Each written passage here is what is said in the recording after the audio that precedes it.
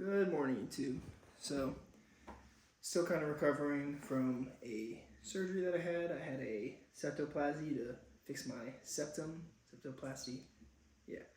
Um, on the recovery, should be back any day now, but I tried to record a Q&A last week, but couldn't understand what I was saying because I still had the bandages on. I still had tubes in my nose, so figured I'd follow through since I still can't really work out and do a little Q&A. So I'm going to start off just by introducing myself because I don't think I've done that in any of my videos. I'm Brad Meevers, born and raised in Florida. I was born in the Clearwater area, which is near Tampa, up in the Panhandle, and then kind of worked our way down, ended up in West Palm Beach, where I spent a lot of my time, most of middle school and then high school. After that, I ended up joining the military, joining the Navy, and I've been pretty much all over the world. My main duty station that I was stationed at most recently was Hawaii, down in Pearl Harbor, and that's where I met my wife. So I've been in for 11 and a half years now. I've been married to my wife for 5.5 years. We have 2 beautiful little girls, which is part of the motivation for, staying in shape and being healthy and everything like that, so that way, when they have kids, I can be there for their kids and be there for my grandkids. What got me into fitness, though, is really one of my earliest influences was my brother. We've always played sports. I kind of bounced around from sport to sport because I couldn't really find one that I necessarily liked, so I didn't put a lot of effort into it. But my brother started working out when he was in 8th grade, maybe earlier than that. He started working out really young, and he was always in great shape, and I wanted to be more like that. So, not knowing what I was doing, I was kind of, half-assing it in the gym, and we had a little, bench press set up in my house, and that's what I would do. Started off with some real bad advice. I took a weightlifting class in high school, and I went down to do a squat, and my knees cracked, which they still crack, and the coach said, "Hey, that sounds bad. You should not squat." And so I just took that as, hey, let's get lower body. Why not, right? So I'm actually pleasantly surprised with the way my legs have turned out recently. I started working out, I'm getting ahead of myself. Okay. So started working out in high school, had no idea what I was doing. Joined the military, still had no idea what I was doing. I was half-assing it, along with deployments and everything like that. But I got to boot camp, and they needed an athletic guy who would run the physical training sessions, run you around, make you do the push-ups, show you how to do the exercise and stuff like that, and no one wanted to step up. And I wasn't in the best shape, but I wasn't in bad shape, so I volunteered. And so through boot camp, I was the athletic person. And then when we got to my next duty station, they again needed an athletic person. And so I raised my hand for that. I just started getting more and more involved with athletics and being in shape. I met a bunch of friends that were also into working out and everything like that. Still had no idea what we were doing, but we had a common goal. We had a common understanding of what we were doing, and it was fun. We were having fun doing it. It wasn't really until probably 2016 that I started taking it a little more serious.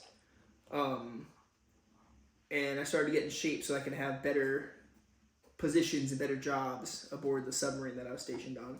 So one of the really cool jobs you can do on the submarine is a scuba diver. So you go down in scuba gear and you get to swim around the submarine. You check it, make sure it's intact and everything like that. If something needs to be installed on the side, you go down there. It's really fun. It's really cool. And one of the schools you have to go to is dive school. Now, we don't go through the whole entire dive school that Navy divers go through, but we go through the first 6 weeks, and it can be intense. It's a lot of running and physical activity, along with learning physics, so dive physics, understanding how going underwater works and everything like that. But bottom line is you need to be in really good shape to do it. And so I worked hard to be able to make sure that I was able to go there. And that put me in really good shape, and that made me feel really good. And so I was like, okay, the next step that I want to do is each command, or each, my submarine has the athletic director, basically, the Command Fitness leader, and his main job is to administer all the physical training or the physical tests. So the PT tests that you see all over Facebook and Instagram that people are doing, they run that. They run the group physical training sessions. So it's supposed to be 3 times a week. We do about an hour of physical training.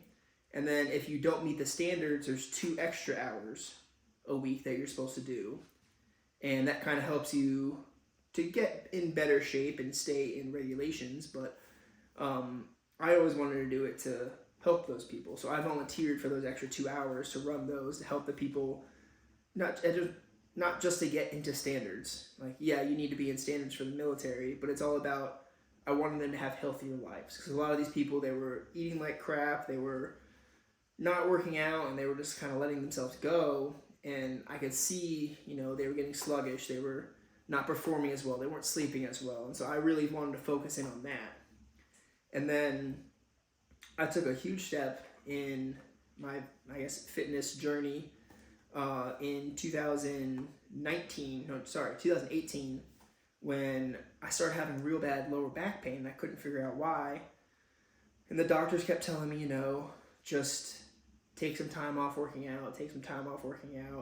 So I did that for about 2 months and it wasn't getting any better. And I'm like, all right, screw this. Like, I need to get back in shape. I can't just not work out. Like, this is my stress relief. This is my thing that I do. So I started working out again through the pain. And then when I transferred from Hawaii to Charleston, where I am now, I was finally able to get an X-ray and MRI. And I found out that I had degenerative disc disease in my lower back. But before they did the MRI and the X-ray, they just, without doing any tests, told me I had tight hamstrings.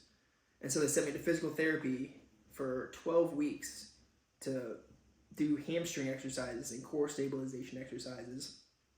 And it wasn't until one civilian physical therapist that worked at the Navy clinic asked me what my X-ray and MRI said on it. And when I told her I never got one, she hooked me up with it same day. And it really changed. It was the first time that it felt like someone was on my side for it. So for a while, I wanted to get a degree and work my way up to be a physical therapist. I kind of, haven't been able to really go to school, obviously, yet. And by the time my contract's up, I'll be kind of too old to start that journey. But it put into perspective that I wanted to use my fitness to change people. And at the same time, I was trying to lift heavy. I was lifting in lower rep ranges, heavier weight, trying to get strong and be big and everything like that. And then I found bodybuilding, specifically this guy, Chris Bumstead, started popping up all over my feed. Like, who is this guy? So I started looking into him, and I was like, man, he looks great. Like, that would be awesome to look like him. And so I started looking more into it, more into bodybuilding and more into other things, because before that, I just assumed that all bodybuilding was mass monsters, these big dudes that, they're too big to fit through doors. People have to help them put shirts on, everything like that. I didn't know that the category of classic physique existed. And that is where I think, the golden era of bodybuilding ended up. It kind of shifted into this classic physique. And that was something that was very appealing to me. So I started looking more into bodybuilding training. And I started using the CBum Fitness app. And it was a lot higher rep range, so I'm using lower weight for it. And I started to see great results, and I started to notice that my back was feeling a little better. It didn't improve fully. It didn't heal. It got worse on the next MRI, but I was feeling better, and I was getting stronger. I was able to look better, and I was seeing all these good results. And so I thought, if I got into this bodybuilding game and got a good physique, and I was able to use, my position on Instagram once it blows up, or YouTube or whatever, I could start sharing tips and I could start helping people the way that physical therapist helped me. So that's one of my main fitness goals, is to kind of get big enough to where I can start sharing tips and I have more than the, 13 or 15 followers on YouTube, and I can really make a difference with my life, with other people's lives, using myself as an example. It's a little bit about my fitness and all that stuff. A lot of people, I guess I'll just get into the Q&As now. A lot of people have asked me how I balance being a dad. 2 little girls, or one of them's just about to turn 2. The oldest is just about to turn 2. So they're a handful right now. But balancing being a dad, being a husband, working in the military, and fitness, I'm trying to make this a little more of a career, but right now it's just a hobby. So I need to make time for it. So I wake up every morning that I work out at 3 o'clock. I eat my first meal, out the door by 3:30, usually at the gym around 4. Work out for an hour, hour and a half, 2 hours, however long it takes. And then I'm usually home right when my girls wake up. So I'm able to help get them dressed, get them ready to go. And then if it's a work day, I'm off to work. If it's not a work day, then, I make breakfast or do whatever and help out around the house.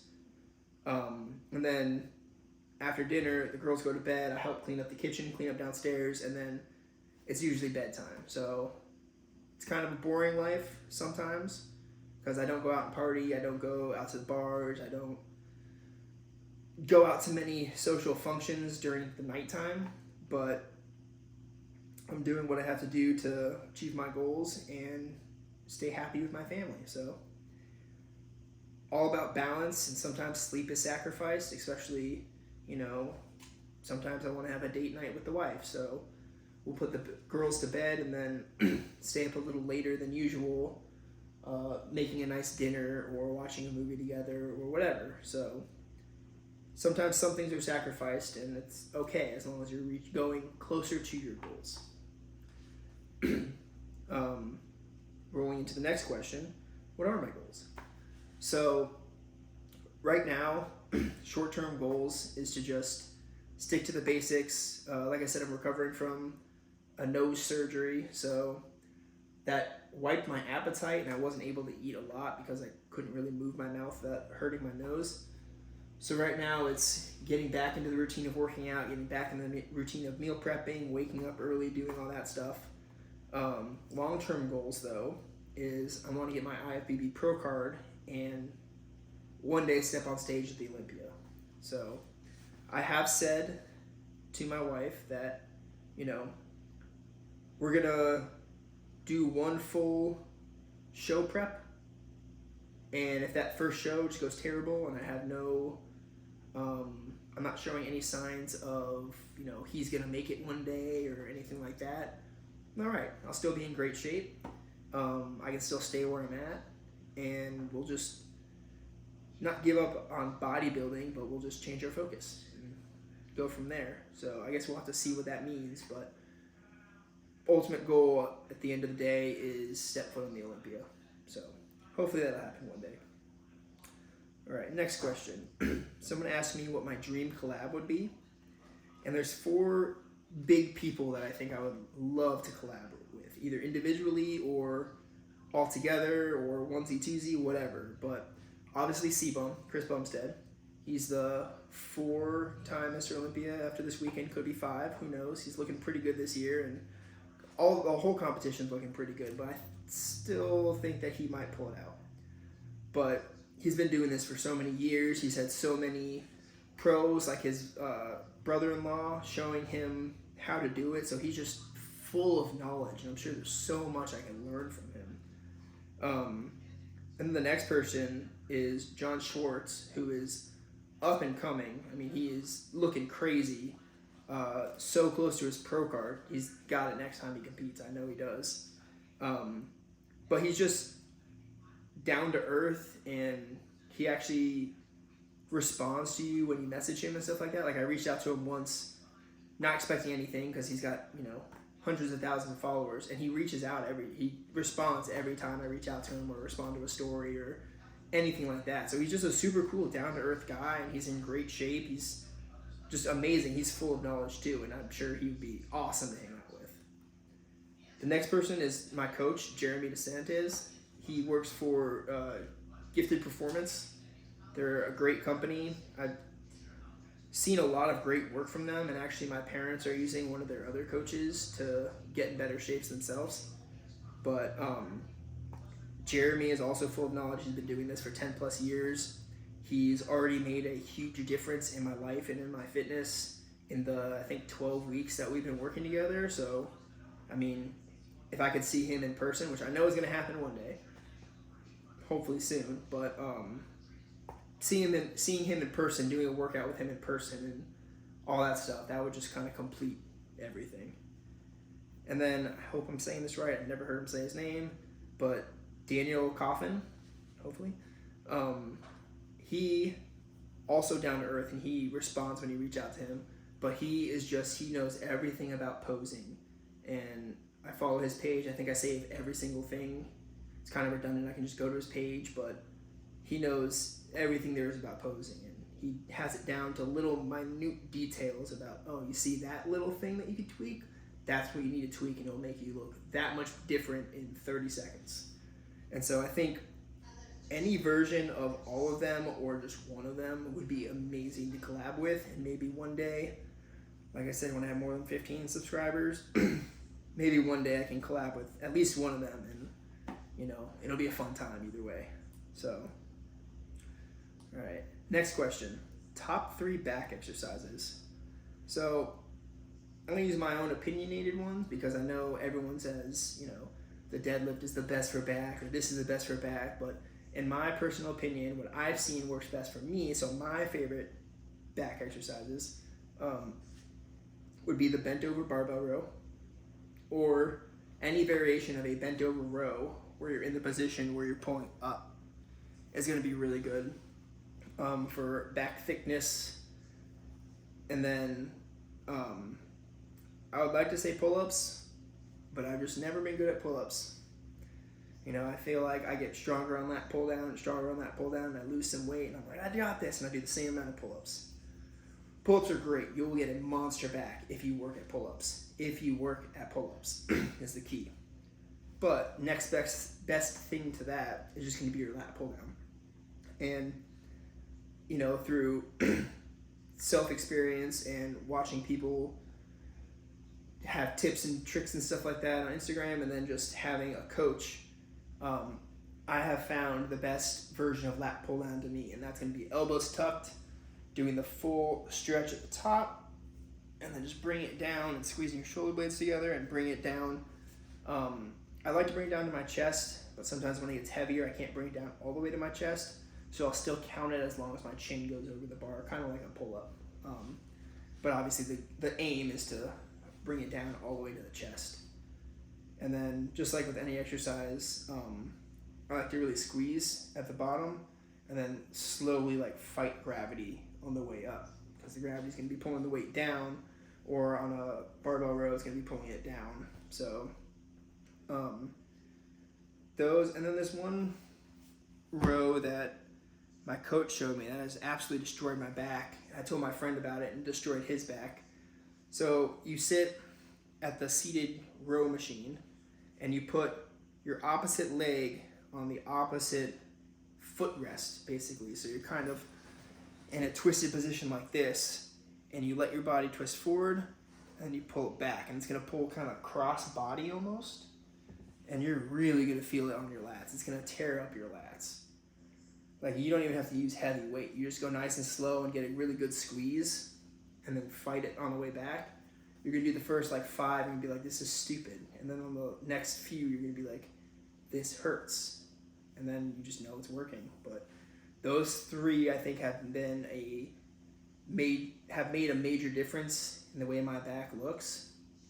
And if I could only do 3 exercises, I would pick only those 3 exercises. All right, almost done here. How to have confidence in the gym. So I know a lot of people, they don't start their workout journey, or they're intimidated or anything like that by machines and stuff, or different machines. They don't know what they're doing. They don't know how to use something. And really, someone put it into perspective for me once that no one really cares. As long as you're not out there being an idiot in the gym, no one's gonna look at you and be like, that guy doesn't know what he's doing over there, or that guy looks so dumb. So I don't think there is a way to have confidence in the gym other than just knowing that no one's judging you. You know, when I go to the gym, I don't look at other people and be like, that guy looks stupid, unless they're doing something stupid. And then I just say it to myself anyways. It's like, what does it matter? And if anyone in the gym, if you need help with anything, you don't understand how this machine works, or you need a spot or anything like that, no one's gonna judge you if you just go up and be like, hey man, do you know how this works? Or hey, can you spot me real quick? So I think just knowing that is gonna make a major difference. But if you don't want to do that, you can do what I did a while ago and build a home gym. So the next question on the list is what equipment do you need to start a home gym? And really, it's a much simpler answer of you just need dumbbells and a bench, and you could start with that. But you need to be real elaborate with it. I think if I had to do it again, I would get a nice rack, a barbell with some plates, and a bench. And that's all you really need, you know? If you find a good pair of dumbbells, you can get dumbbells. I have adjustable dumbbells. I have the Power Blocks, and they're good, but because of the way they're designed, you can't hold them and do like overhead movements or anything like that. So they're not the best in that sense. An individual dumbbell will be best, but you don't have to go out and buy. I have a pendulum squat in my garage. You don't need to buy a pendulum squat. You don't need a cable machine. You don't need all these fancy things. If you really wanted to start, all you need, in my opinion, is a bench, some dumbbells, a barbell with plates, and a rack. And you can do almost anything with all that. Especially most racks come with a pull-up bar, so you can work on your pull-ups. You got the barbell, so you can do the bent over barbell row. If you wanted to do that one row I was talking about, you can't do that without a cable machine, but you can easily bend over on the bench and do one-arm dumbbell rows, which is just as effective. So there's a lot of things you can do with simple equipment, and you can use that. Once you learn how to do that and feel comfortable with that, you can then ease your way into a commercial gym, or you can just spend the extra money and make a better home gym. I used to have a 2-car garage, and half of it was a gym, half it was for my car, but I had everything you could think of for upper body. I had cable machines, I had a rack, I had a lat pull down machine with a low pulley, and then my friend that lived like a couple miles away, he had everything you needed for lower body. He had a hack squat, he had a leg press, he had a leg extension, he had leg curl. He also had, plates, a bar, a bench, and everything, so he could do upper body at his house if he wanted to. But we would work out with each other in the mornings, and so his was focused on lower body, mine was focused on upper body, and it was great. It was amazing. It was like having a commercial gym. But then I moved, so it wasn't as convenient. So home gyms can be great. They can get expensive, especially if you go with quality equipment. But if you're just buying the basics, you could easily get a home gym for about the cost of a gym membership in a year, or two. So, yeah. So that was most of the questions. There were a bunch of questions that I kind of filtered out and answered on Instagram because I wasn't going to put them on YouTube. But, yeah, that was basically all I have for this video. I've been talking for a long time. I probably rambled and said a bunch of stupid stuff, but yeah, I hope you like this video. If you do, give it a like, a follow, maybe send it to a friend so that way they can follow me too. Like I said, I'm trying to make this work, so anything helps. And then if you have any other questions that I didn't answer, you can just ask them in the comment section, and I'll try and answer all the ones I can if anyone asks any. But yeah, hope you enjoyed it, and I'll see you on the next one.